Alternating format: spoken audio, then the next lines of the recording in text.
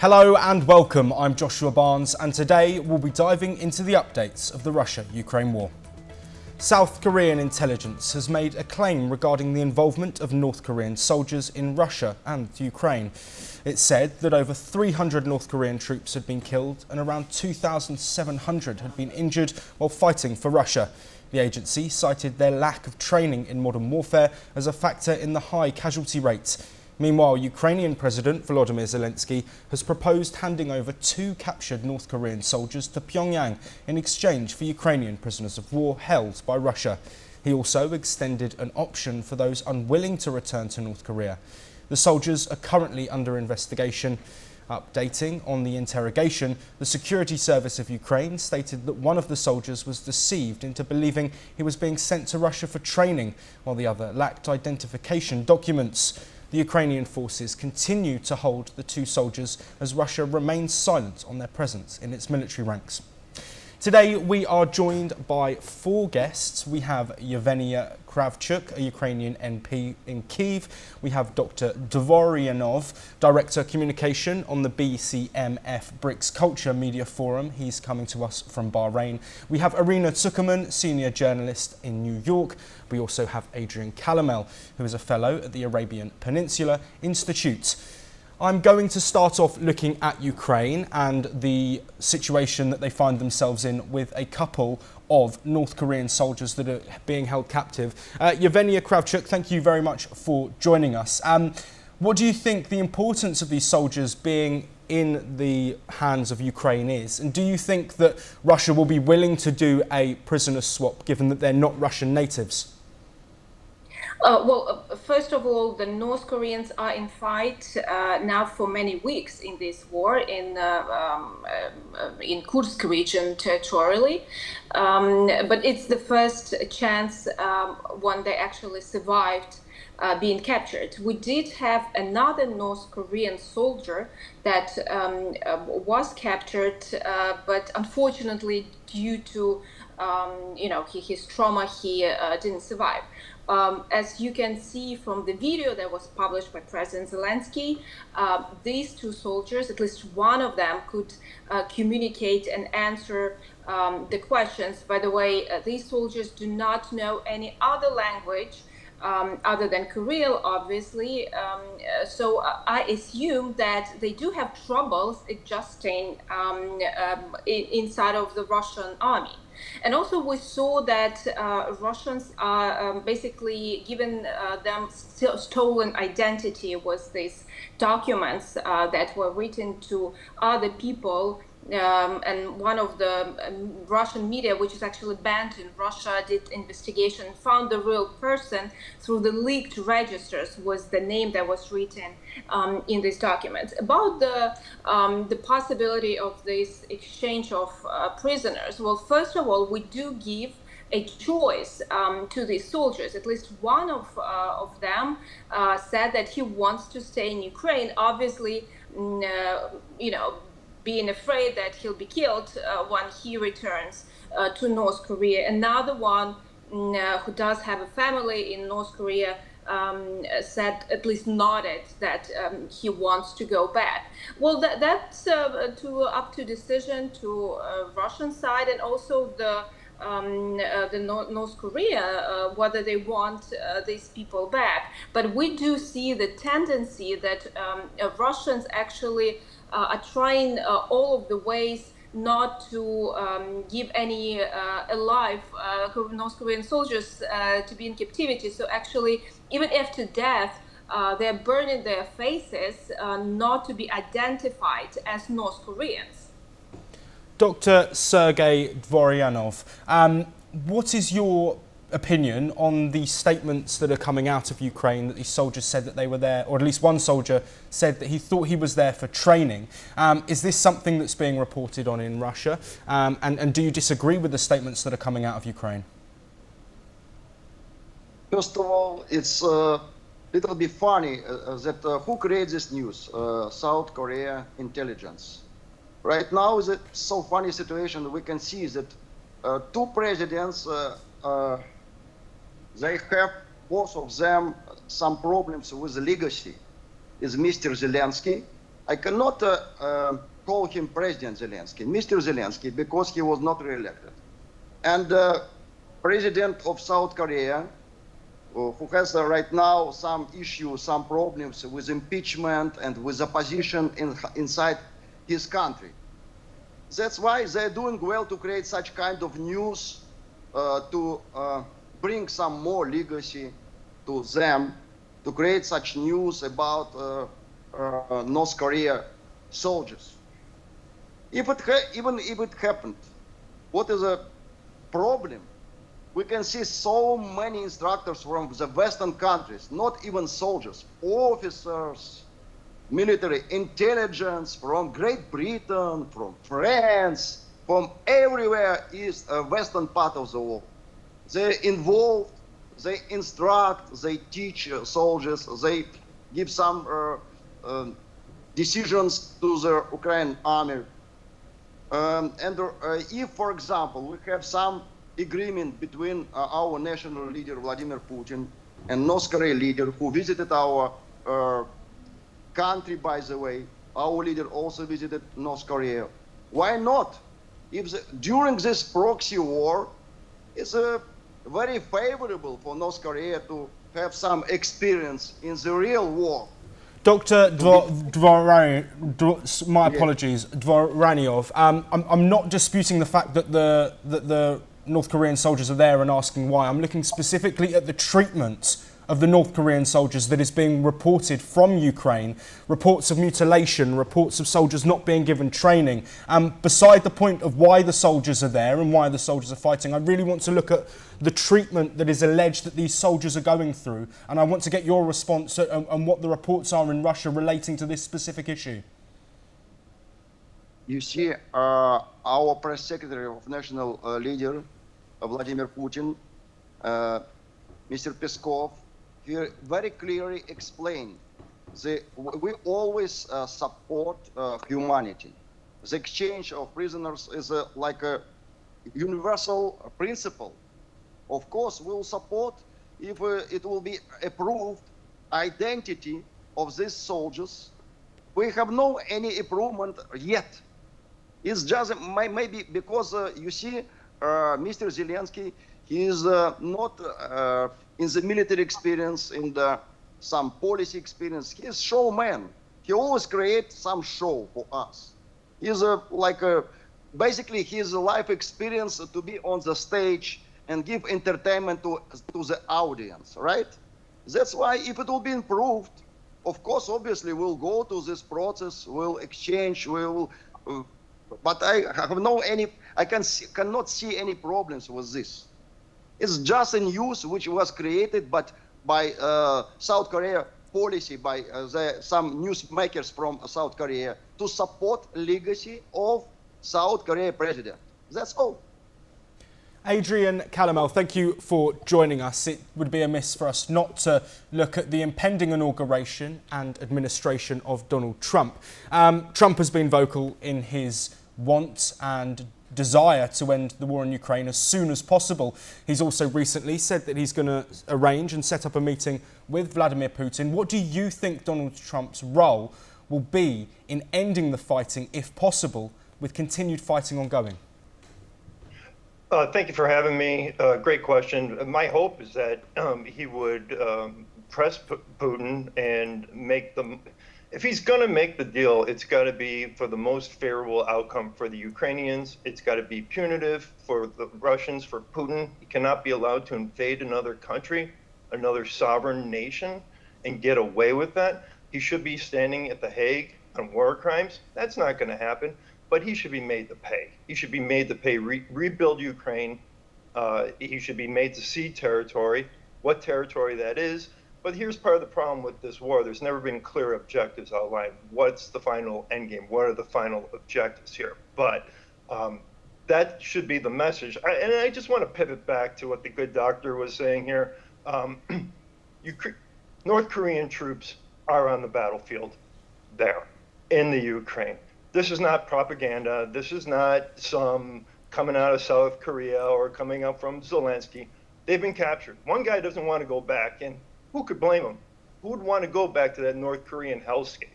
number for starters. And then with the prisoner exchange, you bring up a great question. What North Korean is going to want to go back and be exchanged and go back there? Now, they can make exchanges, but this is highlighting a problem that the Russians have had for a long time since the collapse of the Soviet Union. They've got a manpower problem, and it is acute now. Okay, so they're having to pull in North Koreans, and then they're trying to wipe the evidence, deny it, and or mutilate people, burn IDs, tell them what erase all evidence. We know they're there. The propaganda game only works so much, so well, for so long. But come on, we know they're there. Irina Zuckerman, thank you also for joining us. Trump's role in power, we don't know yet what path he will take, but Biden has been staunch in his support for President Zelensky. Russia, of course, have had their allies, but do you think a power shift across the world, if Trump comes into power and enacts what he wants to in ending fighting and ending conflicts, do you think a shifted world post-Trump could have positive and negative effects for both countries? Thank you so much for this question. I'd like to start by saying that this earlier part of the discussion reminds me of an old joke. An American and a Soviet meet up, and an American says, we have democracy, we can go to the protest in front of the White House and protest President Reagan, and nothing is going to happen to us. And the Soviet says, so do we. We can go to the Red Square and we can protest President Reagan there as well, and nothing is going to happen to us. So this whole discussion really reminds me of that, because quite frankly, we're talking apples and oranges here. I do believe President Trump genuinely does want to bring the conflict to the end, but I think at this stage even he realizes that we're not dealing with an entity that is looking to negotiate in good faith. And we've seen that by Russia's rejection of his peace plan, his peace overtures, even before Trump has taken office. Now, admittedly, he's not yet empowered to do anything, so none of this really matters until he is inaugurated. But I think the signs are not good, and I think President Trump's hand, regardless of his intentions and his campaign promises, will be forced to take severe deterrence action before any negotiations can take place. And I think that his position is already shifting, and it's shifting well ahead of some of his political allies and some of the people ahead of him.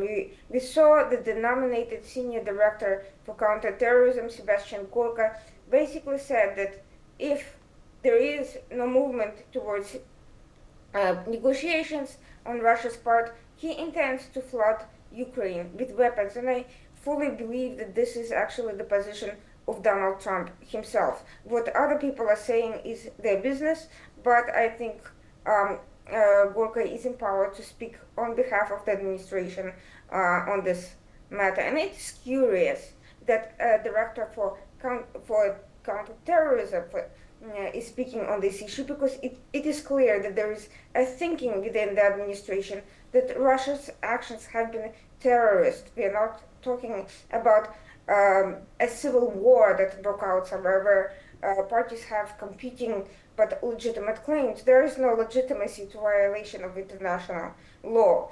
You can talk about how UN is not legitimate, this and that and the other thing, but at the end of the day, the law is the law, and if you start violating it, then chaos ensues, and that's exactly what we are seeing. And as far as allies are concerned, it is not a bad thing that Trump is pushing Europe into increasing their defense spending. I think that sort of a movement is actually a net positive for all involved. Do I think that Trump is going to split NATO, to withdraw from NATO? I actually do not.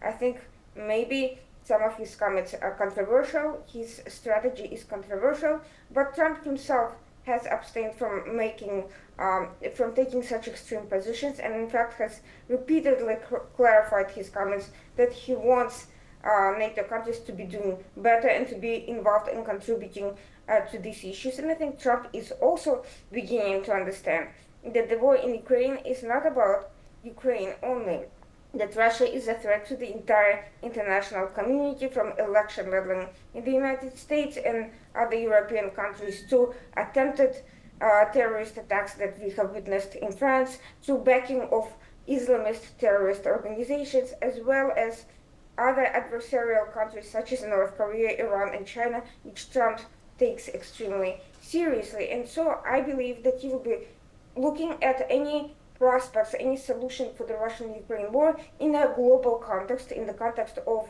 these international threat networks. And I think these policies will be adjusted to resolve multiple problems and not just one conflict. And bringing it back from the president-elect back to Ukraine and Russia onto the battlefields. Yulia Klimenko, a Ukrainian MP, we are also joined by. Yulia, thank you for joining us. In terms of any potential end to fighting, we know, of course, that Russia have taken land in Ukraine and the offensive continues. They continue in their march west. How important is it for the Ukrainian people and the Ukrainian government that land that has been taken and towns and cities that have been taken are handed back to Ukraine in any end to the fighting? Hello, thank you for inviting me. And I would like, first of all, to say that Ukraine fighting not only Russia, who invaded Ukraine 10 years ago, actually, but also Iran, North Korea, and even China, who is supporting all this war by technologies, by weapon, and many other things. So it's a Tyrann coalition who is fighting with a freedom, with a democratic world. And for Ukraine to fight for its homes, people, and territory, very important. We're not going to do any concessions because Putin decided that he is a king or I don't know, emperor of the Soviet Union or with the previous Russian version. So it's not the first and time Russia invaded Ukraine, and this is the last one, because I think Russia should understand that the whole world against actually forceful changing of the territory boundaries and people's life. And North Korean soldiers who were captured, 2 soldiers badly injured, they are actually North Korean soldiers, but unfortunately with Russian documents provided by Russia. So they took them as slaves, put them on a battlefield without training, without knowledge of the landscape, without even knowledge of geography, where they located, in which kind of part of the Russia. And this treatment of the soldiers shows much better what is the Russian intentions and Russian attitude to their soldiers and to their partners. So these 2 guys captured, and they actually started giving testimony. So we will do it public. So the whole world will see this is a North Korean who is fighting for Russia, and actually that Russia is using these soldiers as slaves and as a meat, as I can say. So we don't see any signs that Putin wants to go to the peaceful discussions, to sit and discuss the possible ways of restoring peace. We only see aggressive actions. So the only way how we can stop and put Putin into the negotiation table is just a strong Ukraine who can push him back. Actually, if you will take 1 million people, Russian soldiers, injured or killed in Ukrainian battlefield, and they captured only few towns and destroyed, unfortunately, few towns. Then you will understand that Russia actually cannot take more than few villages or few towns. They are going out of soldiers. That's why they are taking North Koreans.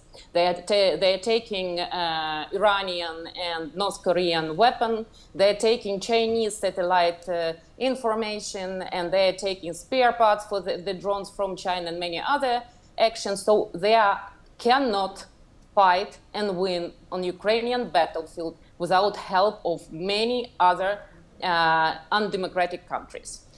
So that's why I think Trump, as well as the whole global community, should put Putin to the table or to peaceful talks and show the actually and establish peace through the strong negotiations and through strength, as Mr. Trump announced before his election. I'd That's like the to, only way. sorry to interrupt, Julia. I'd like to go to Dr. Dvoranyov. I would like to ask you to respond to the claim that Russia are not ready to fight. Is that something that you're seeing in Russia? Is that something that's being reported on? And the talk of a lack of soldiers, the talk of finances which are dwindling following sanctions from many Western nations. Are Russia in a position to continue in this war? Under Putin and under the current situation, are Russia in a position to win this war? See, this is a question about the mission of our country, which is not only country, which is not only land, it's civilization. We are Orthodox believers. We believe to justice. We believe to truth. My colleague from Ukraine just mentioned about democracy. It's a very good and pathetic words. But unfortunately, Mr. Zelensky was not elected by his own nations. He's right now, he's like no name. How we can approach him? Dr. Dvoranyov, I want to focus on Putin and the situation in Russia. You've spoken about Zelensky already. I'm asking about Russia's situation and position in this war. I don't want to talk about Zelensky. I want to talk about Russia and how Russia are doing at the moment financially and how Russia are doing in the war. Okay, I will reply to it. Thank you so much for your patience.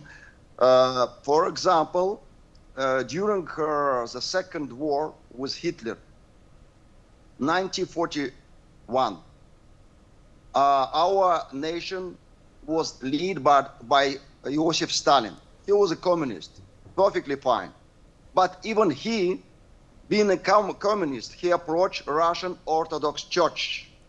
And he came to the spirit of victory according to the global historical message of Russian Orthodox science.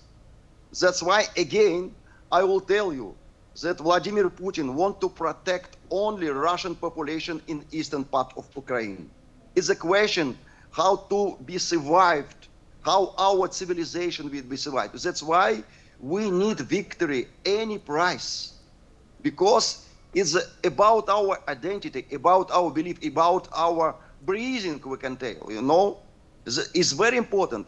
And we can see what finally what we have right now, which situation. Vladimir Putin very clearly told during the Minsk agreement and even before about all our conditions. He was, unfortunately, he was cheated by Western leaders of European countries, that even America, that Ukraine will be not part of NATO, and NATO will be not expanded to the east.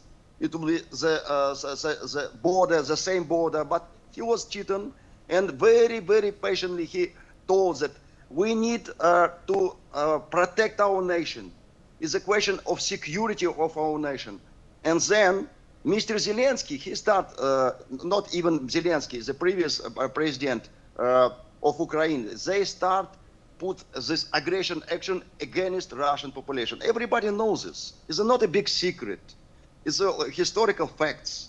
That's why right now everybody, like intelligent and trustworthy people who is responsible, they understand situation, and especially Donald Trump.